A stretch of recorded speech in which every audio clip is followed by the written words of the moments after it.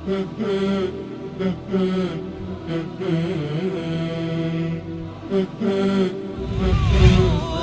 على الحسن العبقى فالورد تضوع واعتنقا حسن يا رب لنا الخلقا طهره فلا يحوي نزقا.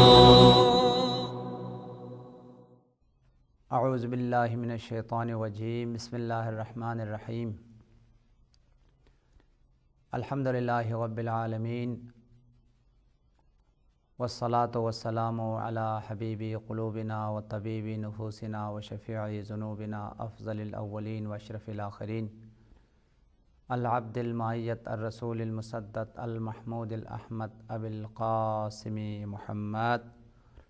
اللہم صلی علی محمد وآل محمد وعجل فرجہم واہل بیتہ الطیبین الطاہرین المعصومین المظلومین الغر المیامین الذین اذہب اللہ عنہم الرجس وطہرہم تطہیرا. اللہم صلی علی محمد وآل محمد وعجل فرجہم. اما بعد فقد قال رسول اللہ صلی اللہ علیہ وآلہ وسلم علیکم بحسن الخلق فإن حسن الخلق فی الجنۃ لا محالہ وإیاکم سوء الخلق فإن سوء الخلق فی النار لا محالہ. وقال مولانا امیر المؤمنین علی بن ابی طالب علیہ السلام المؤمن حشاش بشاش لا بعباس. مومنین کرام، آپ کی خدمت میں اس سے پہلے اخلاق کی اہمیت اور اخلاق کی ضرورت اور انسان کی زندگی میں اخلاق کے کردار اور قرآن پاک کی آیات کی روشنی میں اور معصومین کے ارشادات کی روشنی میں کس قدر انسان کی زندگی میں اخلاق ضروری ہے، اخلاق مہم ہے، اور انسان کی دنیا اور آخرت دونوں کی کامیابی میں کس قدر اخلاق کا کردار ہے اور اخلاق کی اہمیت ہے، اس حوالے سے کچھ عرائض پیش کر چکا ہوں. اسی سلسلے میں ہماری گفتگو جاری ہے. پہلے درس میں عرض کیا کہ قرآن پاک کی آیات میں بہت زیادہ اخلاق کی اہمیت اور اخلاق کی سفارش کی گئی ہے اور اخلاق کی اہمیت اور ضرورت کو بیان کیا گیا ہے، اور انسان کی دنیاوی کامیابی میں اور اخروی کامیابی میں، یعنی دونوں جہانوں کی سعادت کو پانے میں اخلاق انتہائی مؤثر ترین عامل ہے. وہ انسان جو با اخلاق انسان ہے، صحیح معنوں میں اخلاق اسلامی کو اپناتا ہے، وہ دنیا میں بھی خوشبخت ہوتا ہے، کامیاب ہوتا ہے اور بہترین اور کامیاب ترین زندگی گزارتا ہے.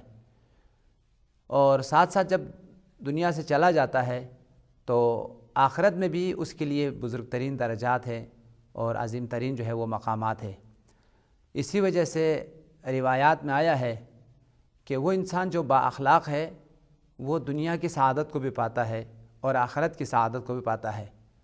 سرور کائنات کا فرمان ہے، حضور صلی اللہ علیہ وسلم کا ارشاد گرامی ہے، من سعادت الرجل حسن الخلق ومن شقاوتہ سوء الخلق.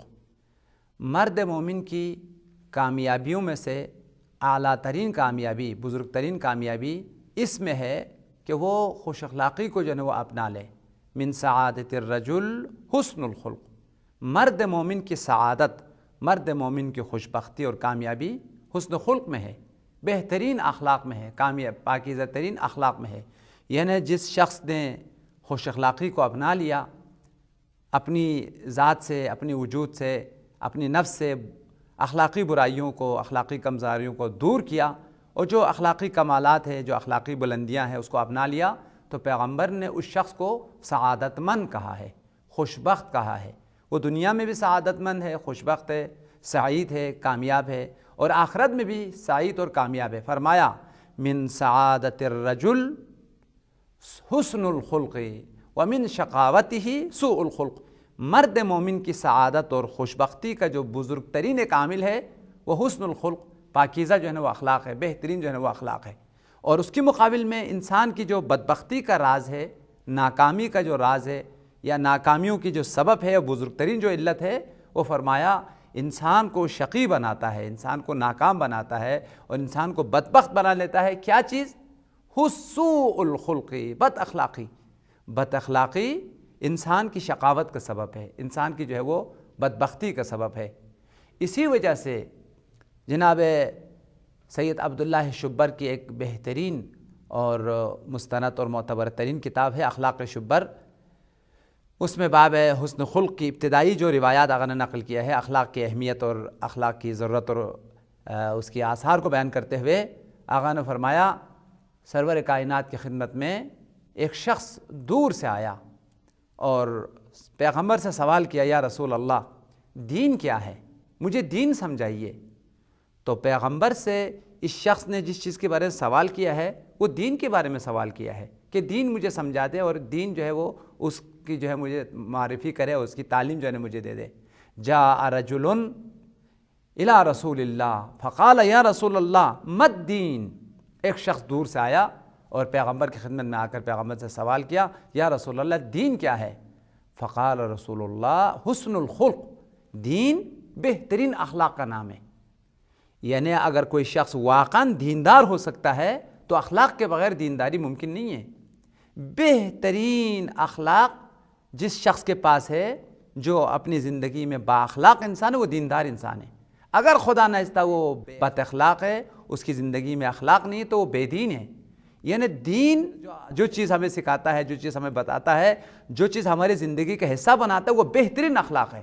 تو جب شخص نے پوچھا کہ دین کیا ہے تو پیغمبر نے فرمایا حسن الخلق، دین بہترین اخلاق کا نام ہے۔ اپنے رشتہ داروں کے ساتھ بہترین اخلاق، دوستوں کے ساتھ بہترین اخلاق، معاشرے میں لوگوں کے ساتھ بہترین اخلاق، بچوں کے ساتھ، گھر میں جو آدمی بہترین اخلاق رکھتا ہے وہ دیندار انسان ہے، واقعاً اس نے دین کو سمجھا ہے، واقعاً دین پر وہ عمل کر رہا ہے۔ تو جب اس شخص نے پوچھا مد دین، دین کیا ہے؟ فرمایا حسن الخلق، دین بہترین اخلاق کا جو نام ہے۔ پھر یہ شخص چلا گیا، جانے کے بعد دوبارہ جو ہے نا وہ پلٹ کے آیا، دائیں جانب سے پلٹ کے آیا، دوبارہ سوال کیا، یا رسول اللہ مد دین، دین کیا ہے؟ تو پیغمبر نے فرمایا حسن الخلق، دین بہترین اخلاق کا نام ہے۔ یعنی جس کے پاس اخلاق ہے اس کے پاس دین ہے، جس کے پاس اخلاق نہیں اس کے پاس دین نہیں ہے۔ یعنی اگر دیندار انسان کو اگر سمجھنا ہو، دیندار آدمی کو پہچاننا ہو تو اس کے اخلاق سے پہچانو۔ اگر واقعاً اس کے منہ جو ہے وہ پاکیزہ ہے، زبان جو ہے نا وہ پاکیزہ ہے اور بہترین مؤدبانہ جملے ہیں، بہترین مؤدبانہ طریقے سے وہ کلام کرتا ہے، انتہائی کریمانہ اور باادب طریقے سے وہ ملتا ہے اور خوش اخلاقی کے ساتھ ملتا ہے، تو اس کے بعد کہ اس کے دل میں دین ہے، اس کے دل میں ایمان ہے۔ ایمان جتنا جو ہے وہ کامل ہوتا چلا جاتا ہے اتنا انسان بااخلاق ہوتا چلا جاتا ہے۔ جیسے ایک اور روایت میں ہے اکمل المؤمنین ایمانا احسنہم اخلاقا، ایمان میں کامل ترین انسان وہ ہے جس کا اخلاق سب سے بلند ہے۔ یعنی ایمان جب کمال کی درجے پہ پہنچتا ہے تو اخلاق بھی کمال کی درجے پہ پہنچتا ہے۔ جتنا ایمان بلند اور عظیم ہوتا چلا جاتا ہے اتنا اس کا اخلاق بھی بلند ہوتا چلا جاتا ہے۔ لہٰذا اخلاق اور ایمان کے ساتھ انتہائی گہرا جو ہے وہ رابطہ ہے۔ جب انسان کا دین کامل ہو، جب انسان کا ایمان کامل ہو تو انسان کا جو ہے وہ اخلاق بھی کامل ہوتا ہے۔ ان اکمل المؤمنین ایمانا احسنہم اخلاقا، مومنین میں سے کامل ترین ایمان والا وہ انسان ہے جس کے پاس بہترین جو ہے وہ اخلاق ہے۔ یعنی ایمان کی کمال کو اگر دیکھنا ہو تو اخلاق کی بزرگیوں میں دیکھا جا سکتا ہے۔ جس کی اخلاق کامل ہے، جس کے اخلاق بلند ہے، اس کا ایمان جو ہے وہ کامل ہے۔ اگر خدا نخواستہ اگر اس کا اخلاق درست نہیں ہے تو اس کا ایمان درست نہیں ہے، اس کا ایمان جو ہے وہ ناقص ہے۔ یہ حضرت امام محمد باقر نے فرمایا۔ اور یہ شخص جب پیغمبر کی خدمت میں آیا اور پیغمبر سے سوال کیا، یا رسول اللہ مد دین، آگے سے آ کر سوال کیا، یا رسول اللہ مد دین، تو پیغمبر نے فرمایا حسن الخلق، دین بہترین اخلاق کا نام ہے۔ چلا گیا، دائیں جانب سے دوبارہ جو ہے وہ پلٹ کے آیا، پھر سوال کیا، یا رسول اللہ مد دین، دین کیا ہے؟ تو پیغمبر نے فرمایا حسن الخلق، دین بہترین اخلاق کا نام ہے۔ پھر بائیں جانب سے دوبارہ جو ہے بندہ پلٹ کے آیا اور پیغمبر سے جو ہے وہ سوال کیا، یا رسول اللہ مد دین، میں آپ سے دین کے بارے میں سوال کر رہا ہوں، دین کیا ہے؟ تو پیغمبر نے فرمایا دین بہترین اخلاق کا نام ہے، حسن الخلق، دین بہترین اخلاق جس کے پاس ہے اس کے پاس دین ہے۔ لہذا دین مجموعہ ہے بہترین اخلاقی قوانین کا، بہترین اخلاقی ضوابط کا۔ جس کے پاس بہترین اخلاق ہے اس کے پاس جو ہے وہ دین ہے۔ پھر بھی یہ بندہ جو ہے وہ قانع نہیں ہوا، اور روایت میں آیا ہے فجاء من ورائہ، یہ بندہ پیچھے سے دوبارہ جو ہے وہ پلٹ کے آیا اور پیغمبر سے اسی سوال کو دوبارہ جو ہے وہ دہرایا، یا رسول اللہ مت دین، اے اللہ کے حبیب، اے اللہ کے رسول، دین کیا ہے؟ میں آپ سے دین سمجھنا چاہتا ہوں۔ تو پیغمبر نے دوبارہ فرمایا کہ بہترین دین جو ہے وہ بہترین جو ہے نا اخلاق ہے۔ پھر فرمایا اما تفقہ، تم سمجھتے نہیں ہو کہ میں تمہیں سمجھا رہا ہوں کہ اگر تم واقعاً دین کو سمجھنا ہے تو دین بغیر اخلاق کے کچھ نہیں ہے۔ اگر اخلاق ہے تو دین ہے، اگر اخلاق نہیں ہے تو کچھ بھی نہیں ہے۔ اما تفقہ وہو انہ اللہ تغضب، تم سمجھتے کیوں نہیں ہو؟ بہترین دیندار انسان وہ انسان ہے جو اپنے غصے کو کنٹرول کر لیتا ہے، جو اپنے غضب کو کنٹرول کر لیتا ہے، اور جو اخلاقی جو اصول ہے ان اصولوں پر جو ہے وہ عمل کرتا ہے۔ لہٰذا بہترین اخلاق رکھنے والا انسان بہترین دیندار انسان ہے۔ لہٰذا اس روایت میں کس قدر پیغمبر نے دین کی اخلاق کی اہمیت کو بیان کیا۔ اخلاق مساوی بدین ہے، جس کے پاس اخلاق ہے اس کے پاس دین ہے، جس کے پاس اخلاق نہیں ہے اس کے پاس دین نہیں ہے۔ لہٰذا سب سے پہلی چیز جو ہمیں دین سکھاتا ہے، دین ہمیں تعلیم دیتا ہے، وہ بہترین اخلاق کا جو ہے وہ ہمیں تعلیم دیتا ہے، اور لوگوں کے ساتھ بہترین طریقے سے شائستہ طریقے سے پیش آؤ اور بہترین طریقے سے گفتگو کرو۔ لہٰذا جس کے پاس بہترین اخلاق ہے اس کے پاس دین ہے۔ اگر خدا نخواستہ بد اخلاق انسان ہے اور خدا نخواستہ اس کی زبان سے بد کلامی ہے اور اس کے جو ہے آداب اچھے نہیں ہیں اور متکبر انسان ہے، مغرور انسان ہے، جس کے پاس اگر اخلاق نہیں ہے تو صرف اخلاق نہیں ہے بلکہ اخلاق کا نہ ہونا دین کا نہ ہونے کی جو ہے نا وہ علامت ہے۔ اسی طریقے سے ایک اور روایت میں پیغمبر نے فرمایا کہ تم اخلاق کو اپنا لو اور اخلاق کو اپنی وجود کا حصہ بناؤ، اس لیے کہ وہ انسان جو بہترین اخلاق کا مالک ہو وہ جنتی انسان ہے۔ یقیناً وہ شخص جنتی ہے جس کے وجود میں اخلاق ہے۔ یعنی اگر تمہیں جنتی انسان کو اگر دیکھنا ہے تو اس کے اخلاق کو دیکھو۔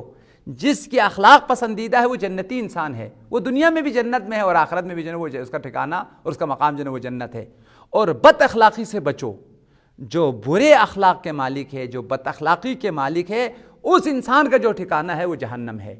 لہٰذا بہترین اخلاق، بہترین جو پسندیدہ اخلاق ہے وہ انسان کو جنتی بنا دیتی ہے، اور بدترین جو بد اخلاقی ہے وہ انسان کو جہنمی بنا دیتی ہے۔ اس لیے پیغمبر نے فرمایا، اس حدیث کو جناب سید عبداللہ شبر نے کتاب الاخلاق میں اور علامہ مجلسی نے بحار الانوار میں اور اصول کافی میں باب الاخلاق میں اس روایت کو نقل کیا ہے، اور حضرت امام خمینی کی ایک زبردست کتاب ہے 40 حدیث، اس میں بھی باقاعدہ ایک حدیثوں میں سے 40 حدیثوں میں سے ایک حدیث یہی ہے۔ پیغمبر نے فرمایا علیکم بحسن الخلق فإن حسن الخلق فی الجنۃ لا محالہ، اپنی امت کو سفارش کی، مومنین کو سفارش کی، علیکم، تم سب پر ضروری ہے، تم سب پر لازمی ہے کیا چیز؟ حسن الخلق، بہترین اخلاق کو اپنانا۔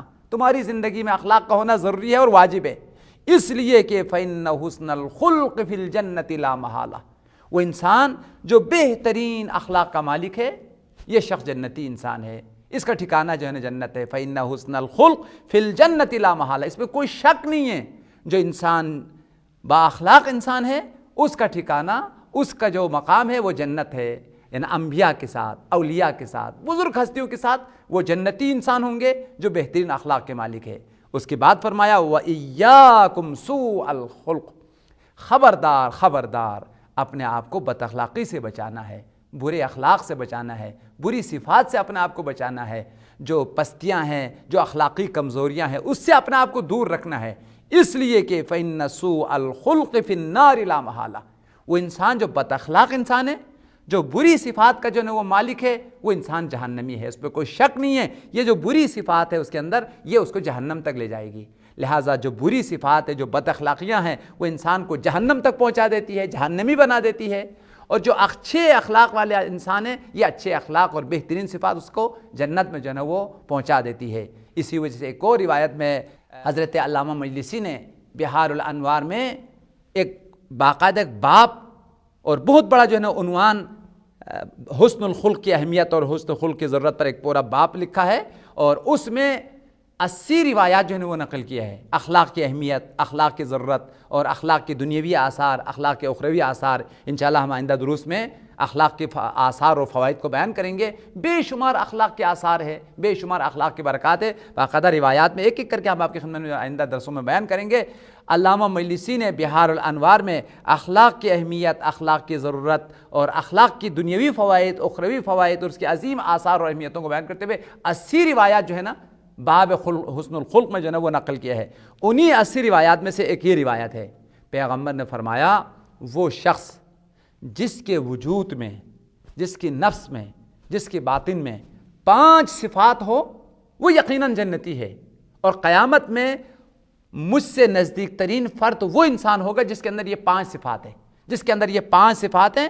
پیغمبر نے فرمایا قیامت کے دن جنت میں مجھ سے نزدیک ترین فرد ہوگا، قریب ترین جو ہے نا وہ فرد ہوگا، شرط ہے کہ یہ 5 صفات اس کے وجود میں ہو، ان 5 صفات کا مالک ہو۔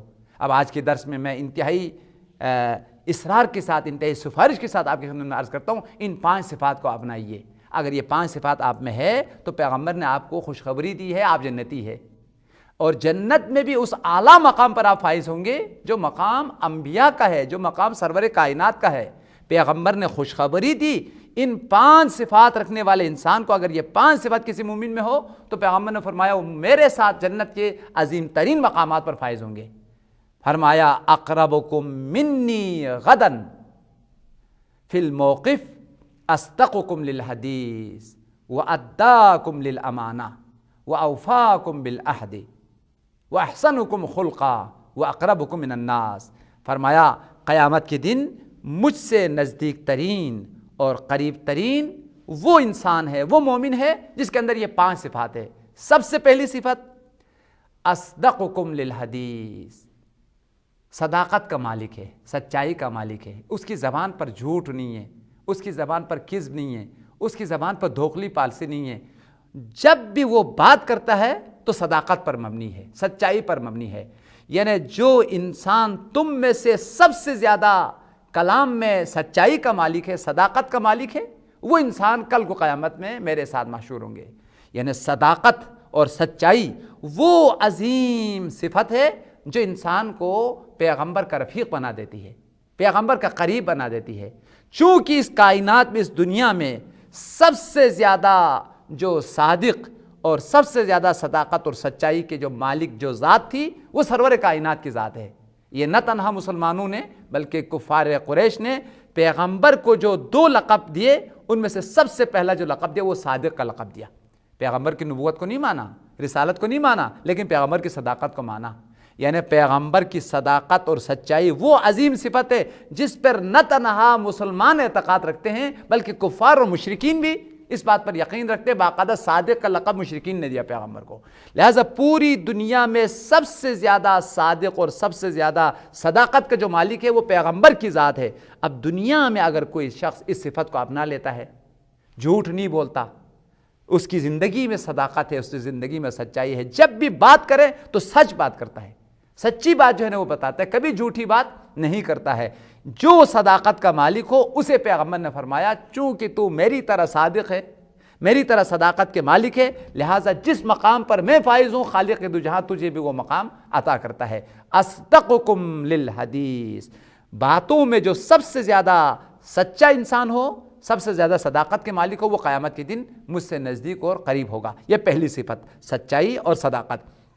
دوسری صفت فرمایا وَأَوْفَاكُمْ بِالْعَهْدِ، وہ انسان قیامت کے دن میرے ساتھ قریب ہوں گے جو تم میں سے سب سے زیادہ وفادار انسان ہے، عہد و پیمان کے بہت زیادہ پابند ہے۔ انشاءاللہ ہم آنے والے دروس میں فضائل اخلاقی کی ذیل میں وفا کی اہمیت، وفا کی ضرورت اور وفا کی قرآن پاک اور معصومین کے ارشادات میں جتنی اہمیت اور ضرورت بیان کی وہ ہم تفصیل کے ساتھ بیان کریں گے، لیکن آج اسی روایت کو بھی اگر سن لے تو کافی ہے۔ پیغمبر نے فرمایا جو تم میں سے سب سے زیادہ وفادار انسان ہوگا وہ قیامت کے دن مجھ سے نزدیک ترین فرد ہوگا۔ کس سے وفا کرے؟ سب سے پہلے خدا کے ساتھ وفا کرے، خدا سے بے وفائی نہ کرے۔ الم اعہد الیکم یا بنی آدم اللہ تعبدوا الشیطان وان اعبدونی وھذا صراط مستقیم، سورہ مبارکہ یاسین میں ہے، اے انسان میں نے تم سے عہد لیا ہے کہ میرے ساتھ بے وفائی نہ کرو، میرے وہ عہد الہی کے ساتھ وفا کرنا۔ کیا ہے عہد الہی؟ اللہ تعبد الشیطان، شیطان کی بندگی نہیں کرنا، شیطان کی بات نہیں ماننا، رحمان کی بات ماننا، شیطان کی بندگی نہیں کرنا، رحمان کی بندگی کرنا۔ لا تعبد الشیطان وان اعبدونی، شیطان کی بندگی نہیں کرنا، میری بندگی کرنا، یہ صراط مستقیم ہے، یہ راہ حق ہے، یہ راہ انبیاء ہے۔ لہٰذا اگر تم نے خدا کی باتوں کو مانا، خدا کی فرمان پر عمل کیا، شریعت کے اصولوں پر عمل کیا، تم نے خدا کے ساتھ وفا کیا۔ علامہ طباطبائی نے تفسیر میزان میں سورہ مبارکہ مومنون کی جو ہے نا، جہاں پر مومنین کی علامات بیان کی گئے، وَعَلَىٰ عَهْدِهِمْ وَأَمَانَاتِهِمْ رَاعُونَ، کہ مومن وہ ہے کہ جو اپنی عہد اور امانت کی رعایت کرتے۔ اسی کی ذیل میں ہے تین جو ہے نا وہ امانتیں ہیں، اور تینوں کی رعایت کرنے والا وفادار انسان ہے۔ سب سے پہلے خدا کی امانت ہے، خدا کی امانت، پوری شریعت خدا کی امانت ہے، نماز خدا کی امانت ہے، روزہ خدا کی امانت ہے، حج خدا کی امانت، پوری شریعت کے تمام قوانین امانت الہی ہے۔ جو شخص اس امانت کی رعایت کرتا ہے اور تو وہ وفادار ہے خدا کے ساتھ، خدا کی کسی ایک امانت میں وہ خیانت نہیں کرتا۔ لہٰذا خدا کے ساتھ وفا کرے، اس کے بعد اپنے ماں باپ کے ساتھ، اپنے بچوں کے ساتھ، اپنی بیوی کے ساتھ۔ جو سب سے زیادہ باوفا انسان ہوگا وہ پیغمبر کے ساتھ محشور ہوگا، اور جو بے وفا انسان ہوگا، بے وفا انسان خدا سے دور ہے، رسول سے دور ہے، آل رسول سے دور ہے۔ جہاں آل رسول کی صفات کو قرآن نے بیان کیا ہے، پوری کائنات میں سب سے وفادار ترین جو افراد ہے وہ آل محمد کی ذات ہے۔ یوفون بالنذر، وہ اہل وفا ہے۔ لہٰذا وفا آل محمد کی صفت ہے، وفا انبیاء کی صفت ہے۔ یہ صفت اگر کسی انسان میں آ جائے تو وہ آل محمد کے ساتھ معشور ہوں گے، وہ انبیاء کے ساتھ معشور ہوں گے۔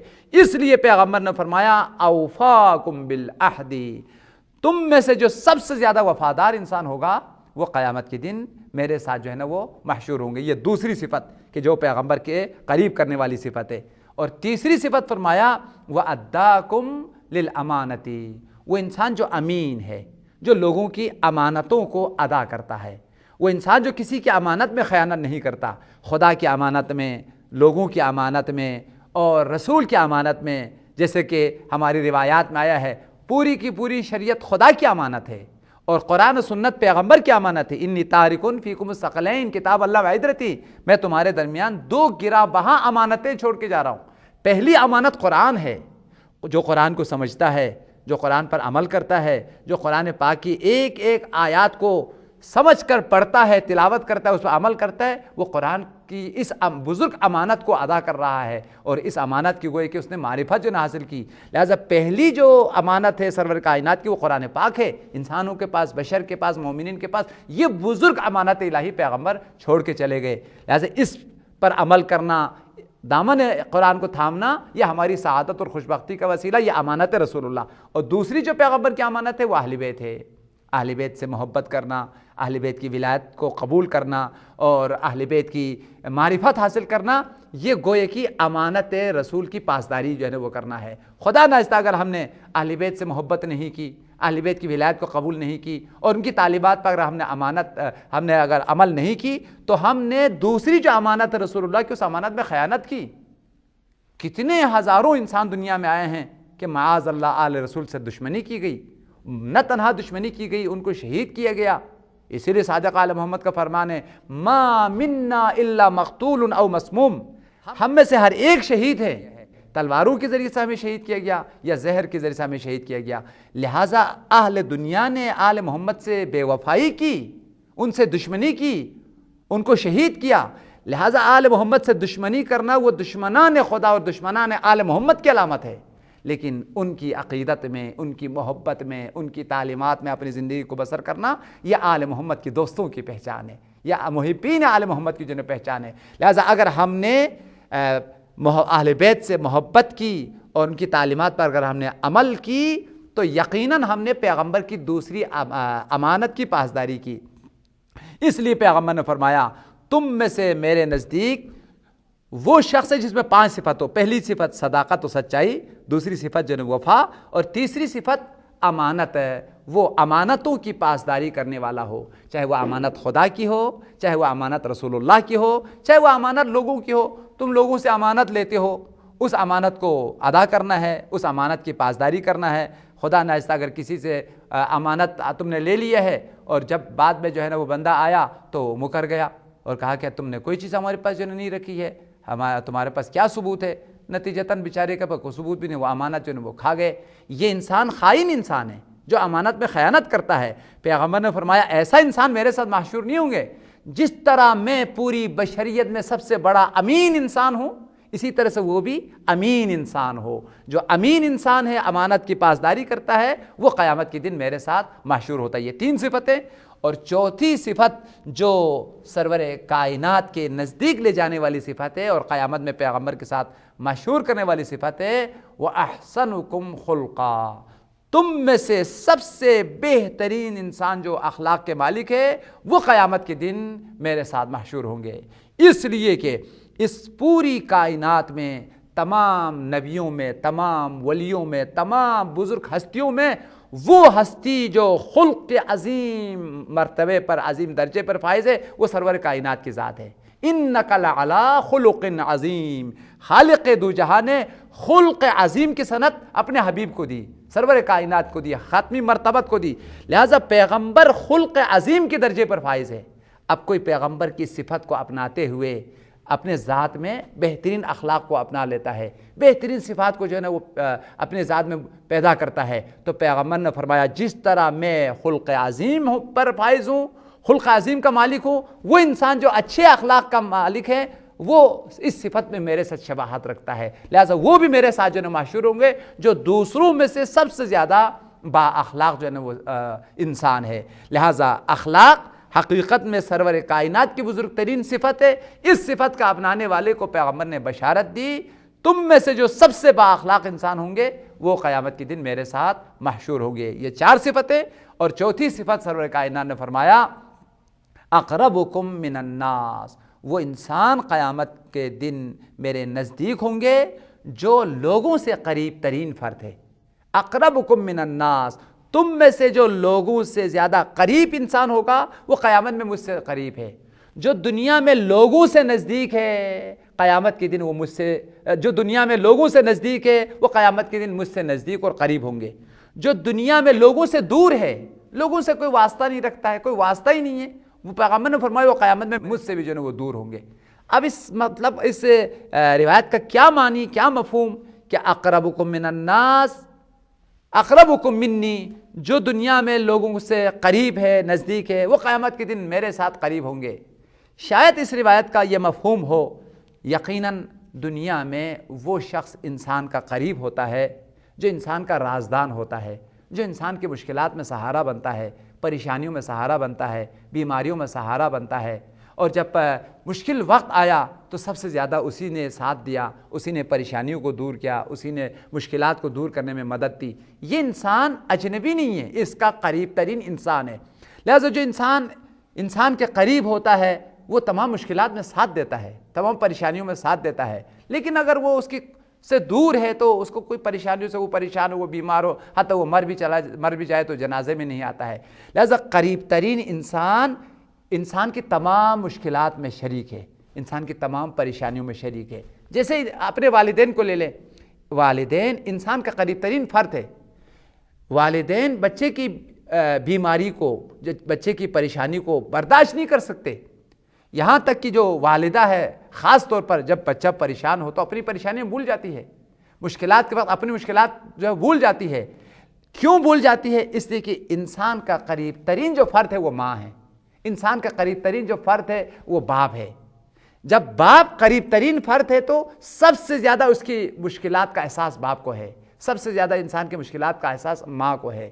تو جس طریقے سے ماں باپ انسان کے قریب ہے تو مشکلات کا احساس کرتا ہے اور مشکلات کو دور کرتا ہے، اسی طریقے سے کچھ ایسے لوگ بھی بندگان خدا ہے وہ ماں باپ کی طرح لوگوں کے قریب ہے، اس کی مشکلات کو درک کرتے ہیں، اس کی مشکلات کو سمجھتے ہیں، اس کی مشکلات کو جو ہے نا وہ دور کرتے ہیں، یہاں تک کہ اس کی مشکلات میں بزرگ ترین جو ہے نا وہ سہارا بنتے ہیں۔ لہذا پیغمبر نے فرمایا جو لوگوں سے نزدیک ترین فرد ہوگا، یعنی اس کی مشکلات کو دور کرنے والا ہوگا، اس کی پریشانی کو دور کرنے والا ہوگا، اور اس سے جو لوگوں کے قریب ہے، خاص طور پر غریبوں کے قریب ہے، مسکینوں کے قریب ہے، پریشان و مشکل انسانوں کے قریب ہے، وہ انسان قیامت کے دن مجھ سے نزدیک ہے، جیسے خود سرور کائنات کی ذات پیغمبر نے فرمایا غریب جالس مع الغرباء مسکین جالس مع المساکین، پیغمبر نے فرمایا میں بھی غریب ہوں، غریبوں کے ساتھ بیٹھتا ہوں، غریبوں کے ساتھ کھاتا ہوں، غریبوں کی مشکلات کو میں احساس کرتا ہوں، مسکین ہوں، مسکینوں کے ساتھ بیٹھتا ہوں، لہٰذا غریبوں کے قریب ہونا، غریبوں کی مشکلات کو دور کرنا، مشکلات مساکین اور مسکین لوگوں کے پاس بیٹھنا خود پیغمبر کی صفت ہے۔ یعنی اس پوری کائنات میں انسانوں سے نزدیک ترین جو فرد ہے خدا کے بعد وہ رسول اللہ کی ذات ہے۔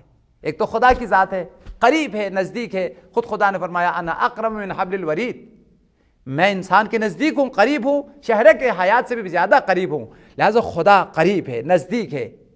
خدا کے بعد وہ ہستی جس نے بشریت کی دکھ کو، بشریت کی مشکلات کو، انسانیت کی پریشانیوں کو سمجھا ہے اور انسانیت کی مشکلات کو دور کرنے کی کوشش کی ہے، وہ سرور کائنات کی ذات ہے۔ قرآن میں پروردگار عالم نے فرمایا خدا کی جانب سے تمہارے پاس وہ رسول آ چکا ہے عزیز علیہ ما عنتم، تمہاری جو مشکلات ہے، تمہاری جو پریشانیاں ہیں پیغمبر پر گراں گزر رہا ہے، سنگین گزر رہا ہے، لہذا تمہاری پریشانیوں کو تم سے زیادہ پیغمبر اس پریشانیوں کو احساس کرتا ہے، پیغمبر کو ان پریشانیوں کا دکھ ہے، ساتھ ساتھ تمہیں دین کی طرف لانے کے لیے، تمہیں ہدایت کی طرف لانے کے لیے انتہائی حریص ہے، تمہاری ہدایت کے لیے بہت زیادہ حرص رکھتا ہے، شب و روز تمہاری ہدایت کے لیے کوشش کرتا ہے اور تمہارے ہدایت کا حرص پیغمبر کے دل میں ہے۔ ساتھ ساتھ فرمایا بالمؤمنین رؤوف الرحیم، رؤوف اور رحیم کی جو صفت ہے وہ خدا کی صفت ہے، لیکن اس آیت میں پروردگار عالم نے پیغمبر کے لیے اس صفت کو جو ہے ثابت کیا ہے۔ جس طرح سے میں مومنین پر رحیم ہوں، انسانیت پر رحیم ہوں، بشریت پر میں رحیم ہوں، اسی طرح سے میرا حبیب بھی رحیم ہے۔ بالمؤمنین رؤوف، مؤمنین کے لیے میرا حبیب رؤوف ہے، انتہائی مہربان ہے، رحیم، بہت زیادہ رحم اور بہت زیادہ محبت رکھنے والی جو ہے نا وہ ہستی ہے، جیسے خود قرآن پاک میں ایک اور آیت میں فرمایا وَمَا أَرْسَلْنَاكَ إِلَّا رَحْمَةً لِلْعَالَمِينَ، آپ کو ہم نے مجسمہ رحمت بنا کے دنیا میں بھیجا ہے، لہٰذا جس طرح سے پیغمبر تمام انسانوں کے لیے رحمت ہے، تمام انسانوں کی پریشانیوں کو دور کرتا ہے، تمام انسانوں کا سہارا بنتا ہے، پیغمبر نے فرمایا وہ انسان جو میری سیرت پر عمل کرتے ہوئے لوگوں کی مشکلات کا حل کرنے والا ہے، لوگوں کی پریشانیاں دور کرنے والا ہے اور لوگوں کا سہارا بننے والا ہے، میری طرح اگر وہ لوگوں سے نزدیک ہے، لوگوں سے قریب ہے تو وہ کے ساتھ قیامت کے دن محشور ہوں گے، اس لیے کہ جیسے میں لوگوں سے قریب ہوں، لوگوں کے نزدیک ہوں، اسی طرح وہ بھی میری صفت کو اس نے جو ہے وہ اپنا لیا ہے، لوگوں سے نزدیک ہے۔ لہٰذا یہ 5 صفات کہ سب سے پہلے اقربکم منی غدا اصدقکم للحدیث، جس کی کلام میں صداقت ہے، جس کی کلام میں سچائی ہے وہ میرے نزدیک ہوں گے، وَأَدَّاكُمْ لِلْأَمَانَةِ، جو شخص امانت کو سب سے زیادہ ادا کرنے والا انسان ہوگا، امین انسان ہوگا، وہ میرے ساتھ قریب ہوں گے قیامت کے دن، وَأَوْفَاكُمْ بِالْعَهْدِ، اور جو سب سے زیادہ وفادار انسان ہوگا وہ قیامت کے دن میرے نزدیک ہوں گے، وَأَحْسَنُكُمْ خُلْقًا، اور تم میں سے سب سے زیادہ جو با اخلاق انسان ہوں گے، سب سے زیادہ اخلاق جس انسان کے پاس بہترین اخلاق کے مالک ہوں گے وہ قیامت کے دن میرے ساتھ قریب ترین فرد ہوگا۔ وَأَقْرَبُكُم مِّنَ النَّاسِ، چوتھی صفت جو لوگوں سے نزدیک ہوگا وہ کل کے دن مجھ سے نزدیک ہوگا، جو لوگوں سے دور ہوگا وہ کل کو مجھ سے دور ہوگا۔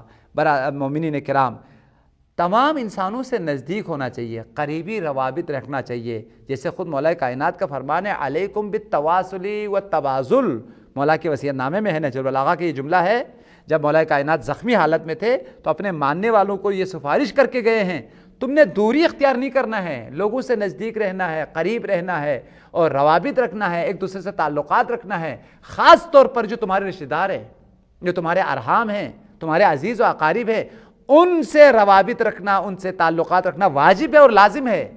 علیکم بالتواصل والتبازل، تم لوگوں پر ضروری ہے کہ ایک دوسرے سے رابطہ رکھنا، ایک دوسرے کے قریب رہنا، والتبازل، ایک دوسرے پر نیکی کرنا اور احسان کرنا، یہ ضروری تم لوگوں پر، خاص طور ایک دوسرے رشتہ دار جو ایک دوسرے سے خدا نہ سب منقطع ہوتے ہیں، دور ہو جاتے ہیں اور تعلقات کو منقطع کرتے ہیں، یہ گناہ کبیرہ ہے۔ یہ کیا گناہان کبیرہ جس کی بہت برے نتائج ہے، وہ قطع رحم ہے، رشتہ داروں کا ایک دوسرے سے دور ہونا اور قطع رحم کرنا اور تعلقات جو ہے منقطع کرنا یہ گناہ کبیرہ بھی ہے، اور اس حدیث کے مطابق پیغمبر سے دوری کا جو ہے وہ سبب ہے۔ اس کے مقابل میں اگر وہ رشتہ داروں سے نزدیک ہے، رشتہ داروں کے قریب ہے، تو پیغمبر سے بھی قریب ہے۔ ساتھ ساتھ مولا کائنات کے اس جملے پر آپ لوگوں کی زحمتوں کو تمام کرتا ہوں۔ مولا نے فرمایا وَإِيَّاكُمْ التَّقَاطُعَ وَالتَّدَابُرَ، خبردار خبردار تعلقات کو منقطع نہیں کرنا، ایک دوسرے کو پشت نہیں کرنا، ایک دوسرے سے روگردانی جو ہے وہ نہیں کرنا ہے، بلکہ ایک دوسرے کے ساتھ نزدیک رہنا ہے۔ جب تم ایک دوسرے کے قریب ہوں گے تو وہ شخص ہمارے ساتھ بھی جو ہے وہ قریب ہے۔ لہٰذا بارگاہ الہی میں سرور کائنات کی ان روایات اور ان ارشادات کو سامنے رکھتے ہوئے سب سے پہلے ہم کوشش کریں ان صفات کو اپنانے کی، ان صفات کو اپنے وجود کا حصہ بنانے کی، اور بارگاہ الہی میں انہی ہستیوں کا واسطہ دے کر دعا کرتے ہیں خدایا پروردگار تیرے حبیب تمام انسانی کمالات کا مجموعہ ہے، بہترین اخلاق کا مالک ہے۔ خدایا پروردگار ہمیں سرور کائنات کی سیرت پر عمل کرتے ہوئے پاکیزہ اور پسندیدہ اخلاق اور صفات کو اپنانے کی توفیق عطا فرما، اور خوش اخلاقی کے بہترین اصول اور قواعد کو اپنا کے ہمیں دنیا اور آخرت دونوں کی سعادت اور خوشبختی کو پانے کی توفیق عنایت فرما۔ خدایا پروردگار جو اخلاقی خامیاں ہیں، برائیاں ہیں، رذائل ہیں، پستیاں ہیں، خدا ان تمام سب سے دوری اختیار کر کے تیرے رضا، آل محمد کی شفاعت اور پیغمبر کی قربت کو حاصل کرنے کی توفیق عطا فرما۔ خدایا ان تمام کمالات کا مالک، ان تمام صفات کا مالک اور سرور کائنات کے خلق عظیم کا جو مالک ہے اور جو وارث ہے، یوسف زہرا حضرت بقیت اللہ الاعظم امام زمانہ کے ظہور میں تعجیل فرما، ہمیں ان کے اصحاب اور انصاروں میں شامل فرما۔ ربنا تقبل منا انک انت السمیع العلیم بجاہ محمد وآلہ طیبین الطاہرین، اللہم صلی علی محمد وآل محمد وعجل فرجہ۔